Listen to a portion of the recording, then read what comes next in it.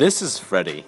Freddie's a fresher at the University of Leicester, and he's looking at doing a module, Curves and Surfaces, for the first time.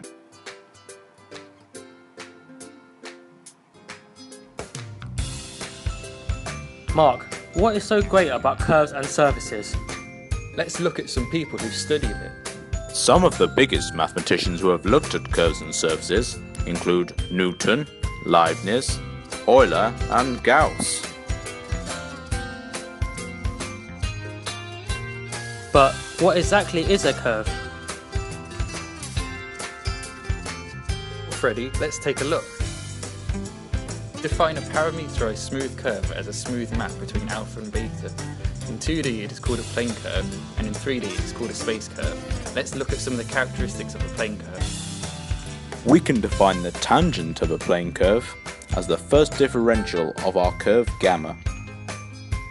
We can note if the modulus of the first derivative is equal to 1 for all t in the interval of alpha and beta, we can say the curve is unit speed.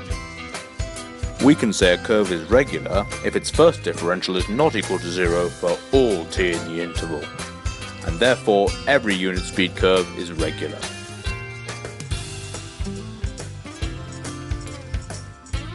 But how much does a curve actually curve? Well, we can compute the curvature of a curve to look at this. If a curve is unit speed, then its curvature is given by the modulus of the second derivative. But if a curve is just regular, then we can use a formula to find out its curvature. Why don't we look at an example, Freddie? Consider this plane curve.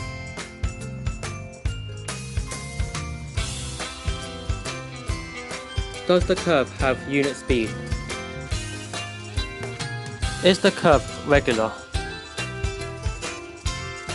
How much does a curve curve? So is this a regular curve? We work out the modulus of the first derivative here, and can see that it's not equal to 0 in fact. However, it's not equal to 1, so we can say it's not unit speed. We can reparameterize regular curves until they are unit speed, but in this example, it involves an elliptic integral, which means we won't be able to find the unit speed reparameterization. As it's not unit speed, we look to use the formula to find out the curvature. So in our example, the curvature is calculated to be this. Let's look at what this curve really looks like.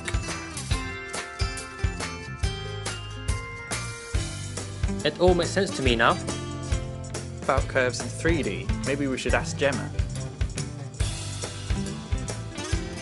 Let's have a quick recap. A curve in 3D is called a space curve and is much like a plane curve, as you can see. Are all the characteristics the same for plane and space curves? Most of them are the same, but space curves have a few more. We can work out space curve's curvature in exactly the same way, except the formula is slightly different. The curvature is how much the curve moves in the direction of its tangent. We can also consider the torsion of the curve, which is how much it moves in the direction of its normal. We can define the torsion using tau, using the inner product of the binormal and the normal, where the normal is the 90-degree rotation of the tangent. And this binormal is the cross product between the tangent and the normal. Let's look at our example again, but this time an extended version to make a space curve. Consider this space curve. Is this space curve regular? Well, let's calculate the first differential again. Here we can see that it's not equal to 0, therefore it is regular, but also not unit speed. Again, we now have to apply the formula for the curvature. Now calculating the torsion of our space curve, we note that tau is equal to 0 in fact. Since this torsion is 0, we can see it doesn't rotate in the direction of the normal. Let's visualize this space curve. Thanks, Gemma. But what about surfaces? What do we actually know about them? For S to be a surface, X has to be a map from U to our surface. Here we have the coefficients for our first fundamental form. E equals the inner product of xu, where xu is the partial derivative of x with respect to u.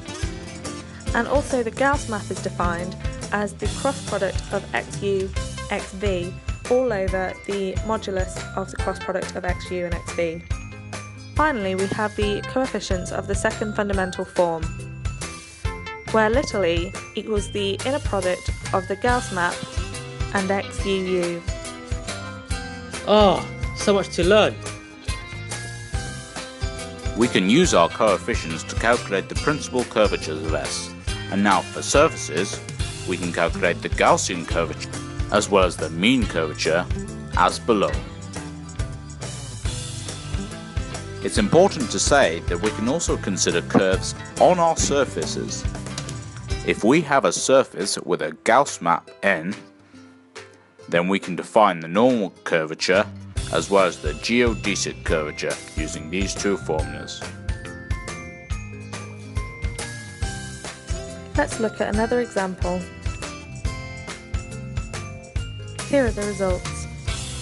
What are the coefficients of the first fundamental form? What are the coefficients of the second fundamental form? What about the Gaussian and mean curvatures? We can visualize the Gaussian curvature here. We can also visualize the mean curvature. But in our case, the mean curvature is 0. Haha, and this implies it's a plane. Thanks guys. I feel like I know a lot about curves and surfaces now. Yay! Freddy has done well today. Now thank you for watching. It's bye from me as well.